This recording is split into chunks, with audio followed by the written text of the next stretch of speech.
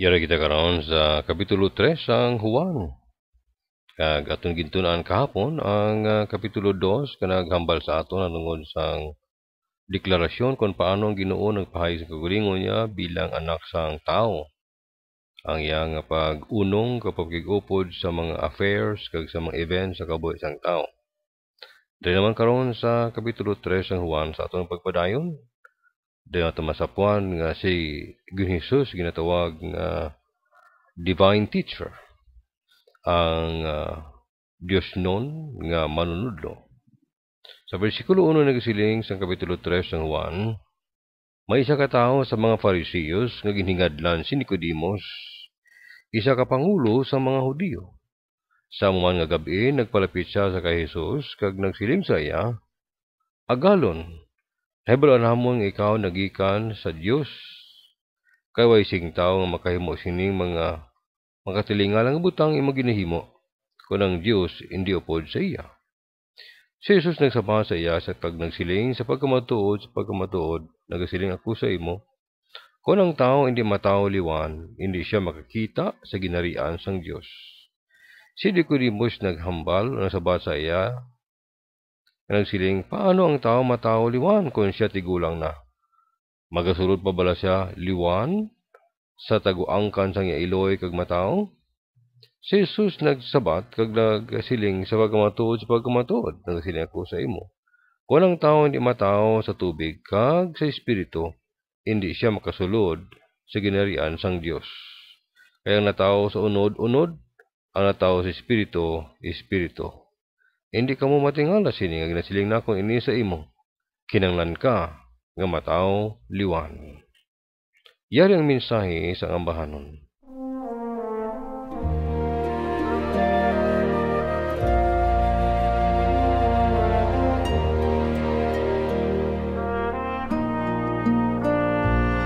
I found grace to save my soul. At the cross, grace made me whole. When my Savior took control and washed my sin away,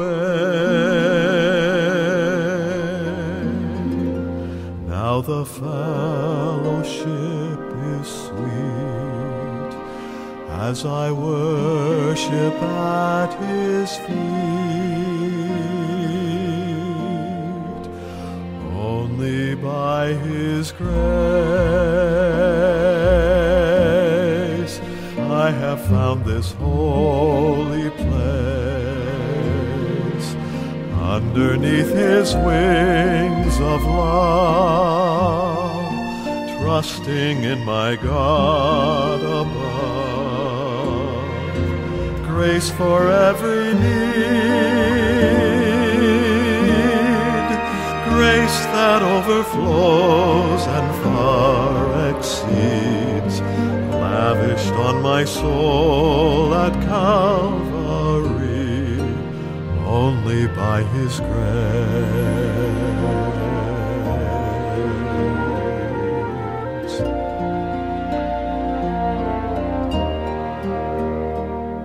Every valley I have known, such compassion I've been shown, giving strength that's not my own, it's only by His grace.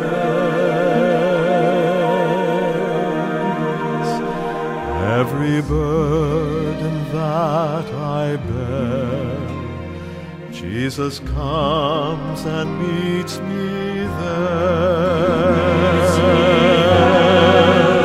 Only by His grace I have found this holy place. Underneath His wings of love, trusting in my God above. Grace for every need, grace that overflows and far exceeds, lavished on my soul at Calvary, only by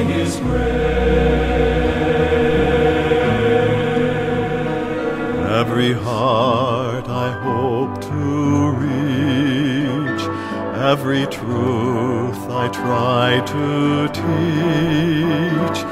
Every life I strive to serve is by grace, grace I don't deserve.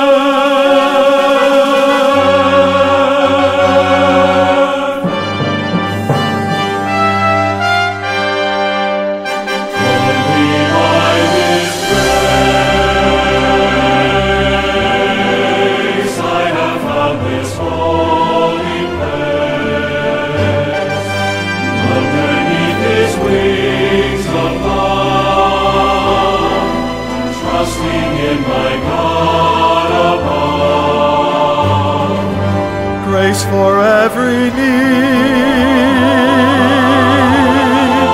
grace that overflows and far exceeds, lavish on my soul at Calvary. Only by His grace, only by His grace.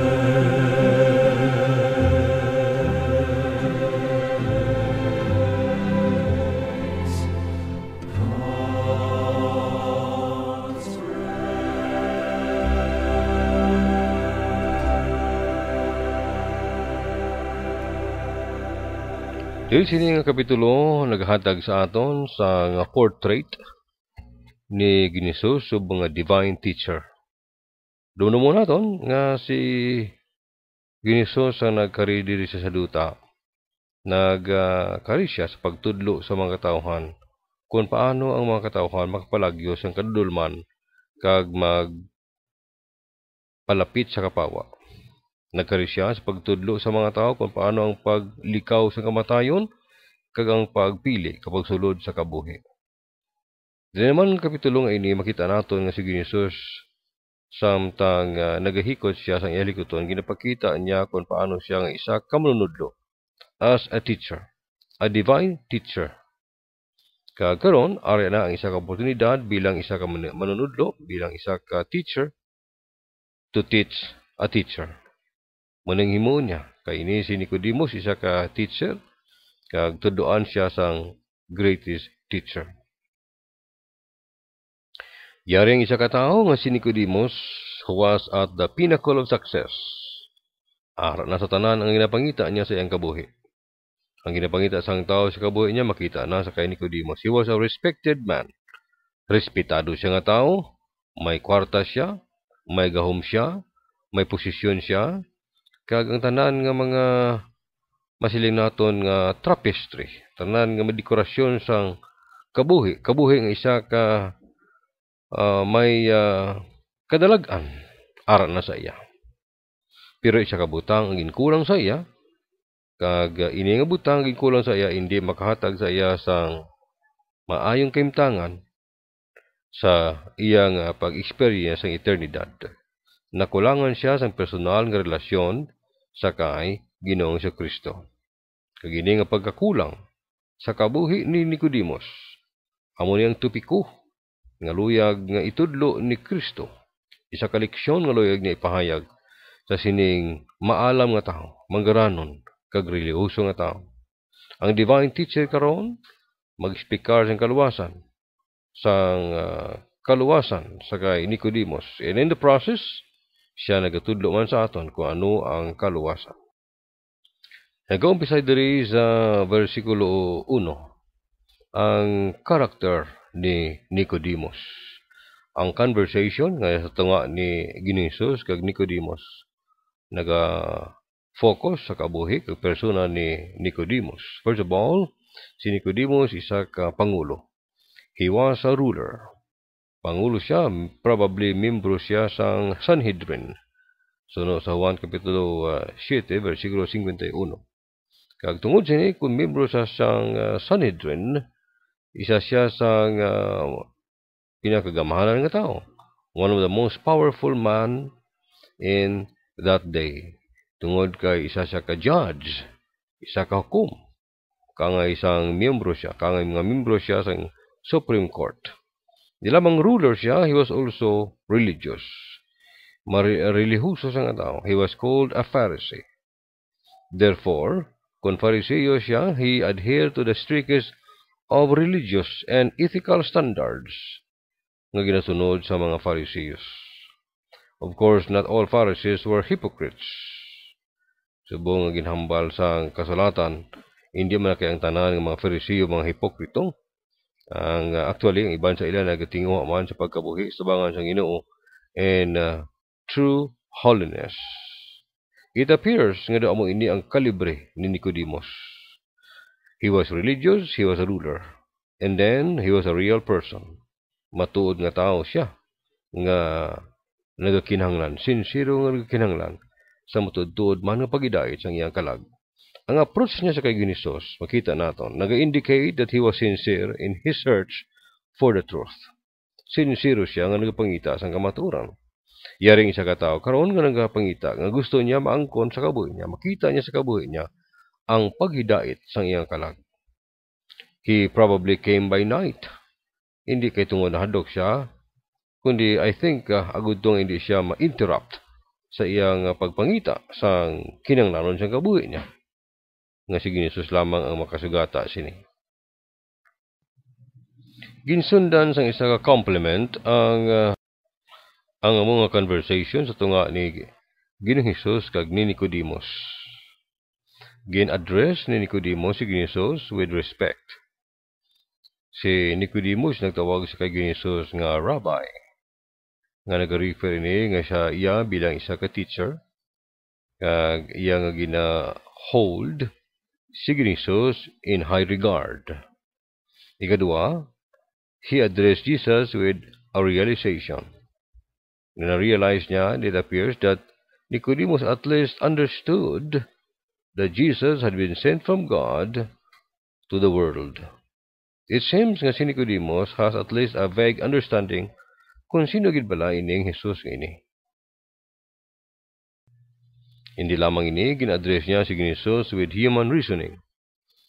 Si Nicodemus naghatag kay Kristo sang honor, kag nag-display siya sang respect sa gahom ni Kristo Jesus sa nakita niya mismo nga mga milagro nga ginhimo ni Kristo Jesus, the miracles itself. However, nagkabo siya sa iyang estimation kung sino gid bala ining si Ginisus. Sa kay Nicodemus, si Ginisus is nothing more than a teacher or some prophet whom God has sent. As always, amo ning problema sang relihiyon. Kabo sila sa ilang approach kay Ginisus. Itungol nga si Ginisus amo gid ang importante sa kabuhi sang tao. Ginabaton man nila nga si Ginisus importante sa kabuhi sang tao. Ginabaton man nila nga necessary si Ginisus. Pero luyag na dugangan ini sang bautismo. Luyag na dugangan ini sang confirmation o kon church membership o kon communion or any of 1,000 other things. Ato ba lang ang pagtuo kay Ginisus na hindi na iya enough as far as a religious system is concerned. Kung ang imong system of belief nagkabos ini sa pagbaton sa kay Ginisus, subong na soul means of salvation, the only means of salvation, then you have no salvation. Si Jesus gid lamang, plus nothing, minus nothing. It is Jesus and Jesus alone that saves the soul from sin. Amo nang nabutang sa John chapter 14 verse 6 kag sa Ephesians chapter 2 8 and 9. Di karon ang pamangkot, diin bala ginabutang mo imong pagtuo. Sa kay sino bala ini mo ginapahamtang imong pagtuo. Karon makita man naton diri ang challenge gikan sa kay Ginisus. Sa pagkamatuod gin-ignore ni Ginisus diri ang compliments kag ang pious platitudes nga gin-address sa iya ni Nicodemus. Ang nakita niya iya amo ang need, ang dako ang kinahanglanon ni Nicodemus sa iya tagipusoon. Si Ginisus naghambal sa kay Nicodemus nga ang imong relihiyon hindi sufisyente sa pagluwas sa imo. Kag ginambalan niya si Nicodemus nga kinahanglan ikaw maka-eksperyensya sang new birth. Kinahanglan ikaw maka-eksperyensya sang bago nga pagkatao. Ang Ginoo bilang divine teacher, nagamit siya sa isa ka common illustration in order to clarify his thought. Ang birth o kanang pagkatao sining kalibutan is a universal experience. Ang tanan nga tao nga sa kalibutan nakaagigid sini sa pagkatao. After all, paano kita nagluntad sining kalibutan kung wala kita matao diri? However, there is something different about this birth nga gina-refer ni Ginoong Hesus. He talks about the nature of the new birth. Ang kinaugali sang bag-o nga pagkatao, siling diri nga ikaw matao liwan. The word again, you must be born again. So ang again nga pulong nagakahulugan ini that from a higher place. It refers to things which come from God alone. That is the nature of this new birth. Ang tao hindi maka-accomplish niya. It is the work of God and none other. Ang dasang pamangko diri amo ang necessity of the new birth. Nga ang importante gid ini kay hambal ni Ginoong except kung ang tao hindi matao liwan, hindi siya makakita sa ginarian sang Dios, hindi man siya makasulod sa ginarian sang Dios. This is an imperative. It literally means that a person has no other choice in the realm of salvation. You either come God's way or you do not experience His salvation. In other words, it is Jesus or nothing. Kaya na singaran ginhatag ang Dios des kalibutan sang nahatag na ngalan kung sa ngalan gid lamang ni Jesus nga ang tao kinahanglan maluwas. Dili sini kag na-confuse si Nicodemus. Nagdibog ang ulo niya. Si Nicodemus kangay man sa madamo nga mga tawhan karon are confused about the things of God in comparison with those of the flesh. Ang hunahuna niya nga si Jesus was referring to a return to his mother's womb. Ang hunahuna niya nga ang tao kumatao liwan siya, magbalik siya sa taguangkan sang iya iloy. A thing that would be an absolute impossibility. Amo gyud ini ang kanabo sining kalibutan karon. Madamo sa mga tawo nga ay makahangop sang plano sang Dios sa kaluwasan. Kung ikaw magtilaw sa sugid sa ila, mamangko sa ila parte sang kaluwasan. Ila ini explicar in human terms. Nga wa sing kahulugan. Because salvation is a thing that is spiritually discerned, kag unless ang Holy Spirit sang Dios magapukaw sa pangunahuna sang tao sa kamatuoran sang Dios kag sang plano sang Dios sa kaluwasan, he or she will never understand. And ultimately, there is no salvation. That is why gina-stress diri ni Ginoong ang need nga ginahimo sang Amay that He is going to draw men to the truth. Nga buyukon sang Amay ang mga tao sa kamatuoran. Karon nyari ang natuglaton nga clarification nga nagikan sa kay Ginoong. In an effort to clear things up for the seeking man, nag-proceed rin si Ginoong to explain the manner of this new birth. Ano ang mga instrumento sining bago nga pagkatao? Ang instrumento sa tao kung mga tao sa liwan, primero base pagi sa tubig. Dapat hindi kita ma-confuse ini. Kasi sila ni Ginoong except a man be born of water and of the Spirit, he cannot enter into the kingdom of God. Ano ining natumod niya nga born of water? Matao sa tubig. Ang iba naghahambal nga ini bautismo. Kurang tao bautisuhan nimo. Ti kung bautismo ini siya kag tubig ini siya, may kilabtanan ang tao sa kaluwasan niya. Imposible ini. Kay nga man, gindugangan mo ang bugay sang Dios sang buhat. Hindi ba isa ina kabuhat kung mabautismo ka? Ting kaluwasan sang tao pagi sa bugay. Nga masiling kay mo bautismo. Kay bautismo isa ina kabuhat sang tao. Are you trying to add works to the grace of God? If it is of works, then it is no more of grace. If it is of grace, then it is no more of works. Otherwise, grace is no more grace, and work is no more work. Kung mo ang bugay nagluwas sa aton, ang bugay ang complete sa pagluwas sa aton. Baptism is not being born of water. Ang iba naman nagsiling, this is natural birth. Nga matao ka kuno natural, natao ikaw sa tubig, tungod kay ikaw ginaputos sang tubig sa taguangkan sang imong nga iloy. Naglutaw-lutaw ikaw sa tubig. Daw posible man, however, paano ka matao liwan? Ang requirement na di matao ka liwan, kag ang pagkatao nga liwan nga ini, amo ning matao ka sa tubig kag sa espiritu. Di ko nibutang nimo diri nga natural birth, nagdublito karon ang being born of water. Paano ka abi kinanglan pa sang kaluwasan? Paano mo mabato ng kaluwasan kung ka matao di sa kalibutan? Doy siya nagahatag sang kahulugan nga maayo. Ang natural birth, ang hambal sa iban. Ang ikatatlo, aning being born of water is being born by the Word of God. To me, amo ni ang pinaka-best nga answer. Being born of water is being born of water, which is the Word of God. Kabisan din ka magkanto nga bahin ng kasulatan, ang tubig nagarepresentar sang pulong sang Dios nga nagahugas, nga nagatinlo sang tagipusoon sang tao. Kay it is the Word of God that regenerates and quickens the heart of the sinner. Ang pulong sang Dios among nagabag-o kag nagabuhi sang tagipusoon sa makasala nga tao. It is the Word of God that makes him acutely aware of his need for Christ. Ang pulong sang Dios gid lamang nga ginadala sang balang espiritu. That's why born of water, Word of God, and the Spirit. Ang balang espiritu kuhaon niya ang tubig nga mong pulong sang Dios nga maghugas sa aton nga tagipusoon kag sa aton guilt sa aton nga tagipusoon. And maka-experience kita sang conviction sa aton mga sala and possibility of the faith, because faith comes by hearing, in hearing by the Word of God. Di amo nang ginagamit sang balang espiritu. Way na sing liwan pa nga instrumento nga ginagamit ang balang espiritu agud nga magdala sang conversion, kag conviction sa kabuhi sang tao, kundi ang pulong sang Dios. Ang pulong sang Dios amo nang espada sang espiritu. The Word of God is the sword of the Spirit. Si Apostol Pablo nagsiling, now ye are cleansed through the Word.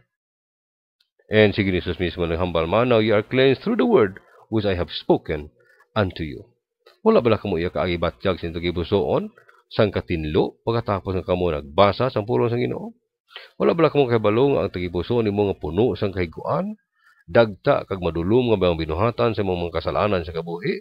Mabatyagan nimo, makita nimo ayhan, ma-experience nimo sa imong tagipusoon ang katinlo pagkatapos nagindala gintinluan sang balang nga espiritu hagi sa pulong sang Dios.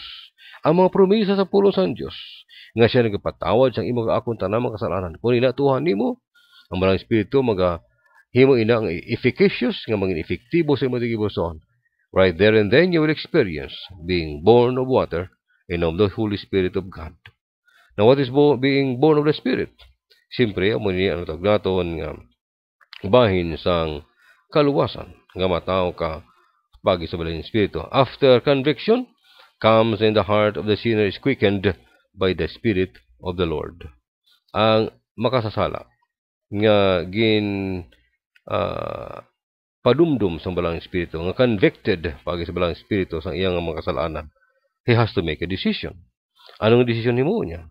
Either he is going to turn to the Lord Jesus Christ for salvation, or he is going to reject the pleading and the leading of the Holy Spirit. Karon kung ikaw magbaton sa Ginoo, kung ikaw magsalig sa ginhimo ni Kristo Jesus, ang ginahutik sa balang espiritu, ang pulong ngay maging pamatian. Ikaw na mismo, kuhaon sa balang espiritu, and he is going to baptize you as a sinner into the body of Christ. Makasasala matuod ka, pero karon ginluwasan na ikaw, kag iimpon ikaw sa balang espiritu sa lawas ni Kristo. Sa 1 Corinthians 12 verse 13, for by one Spirit are we all baptized into one body. Katilingban sa mga tumuluo sa sining kalibutan, kag mga tumuluo nga nag-una na sa aton dito sa langit, tanan ini naging miyembro sang lawas ni Jesus by virtue of the work of the Holy Spirit being baptized by the Spirit of God into that body of believers. Ngayari sa kalibutan, kag dito man sa langit, kag ang Dios niyan maghatag sa imo sang everlasting life nga nagikan sa Dios. Why? Because now you have the Spirit of God within you. Amo nang pagkatao sa Ginoo. Amo nang hambal man sa Titus chapter 3 verse 5, that not by works of righteousness which we have done, but according to His mercy, He saved us by the washing of regeneration and renewing of the Holy Spirit of God. Ginhugasan kita sang bago nga pagkatao kag bag-o kita sang balaan nga espiritu. Sino naghikot sina? Kita bala? Ang balaan nga espiritu. Anong ginhimo naton? Nag-yield kita, nagtugyan kita sa aton nga kagulingon kag nagsali kita, nagtuo kita sa ginhambal sang Dios sa iyang mga pulong. Amo ni kun nga ang imperative kaya kinahanglanon gid ang tawo matawo liwan siya. Sunod diri sa bersikulo 6 nga ang natawo sa unod-unod, ang natawo sa espiritu, espiritu. Pero kinahanglan you must be born again. Kinahanglan ka matawo liwan. Matawo liwan sa ano? Matawo liwan ikaw sa imong pagkilala kag matawo ka sa panimalay sang Dios. Agud to nga bago nga tinuga. Matawag ka lamang nga bago nga tinuga sang Dios kung natawo ka sa panimalay sang Dios. 2 Corinthians 5 verse 17, if any man be in Christ, he's a new creature. Bago nga tinuga na, nga takos sa pulian sang Dios sa langit. Kung di ka matawo liwat, kung di ka mangin mag-o nga tinuga, hindi ka pwede dito sa matahom kag sa balaan nga duog sang kalangitan diin ang mga gintubos sang Dios nagapuyo dito. Mga tao nga may mga kabuhi nga gintubos man sining kalibutan nga ginaman sang Ginoo sa himaya. Samtang natural nga tao sining kalibutan takos lamang magpangabuhi sining kalibutan. Ang mga tumuluo naman takos na nga magapuyo sa langit tungod kay sila ginbag-o sang Dios pagi sa ilang pagsalig sa binuhatan ni Kristo Jesus dito sa krus ng Kalbaryo. Kag ang balang espiritu amo ang nagdala sini nga hilikoton kag naghuman sining hilikoton sa aton kabuhi. Kabay pa ang Dios magpakamayo sa inyo mga kauturan kag tapat man kamo sa inyo tagipusoon nakadesisyon kamo sa inyong kabuhi that Jesus alone and Him alone nga imo siya saligan kag tuhan for your need of salvation. Salamat sa inyong pamati sa atong programa sa tingog sang bukas nga kasulatan.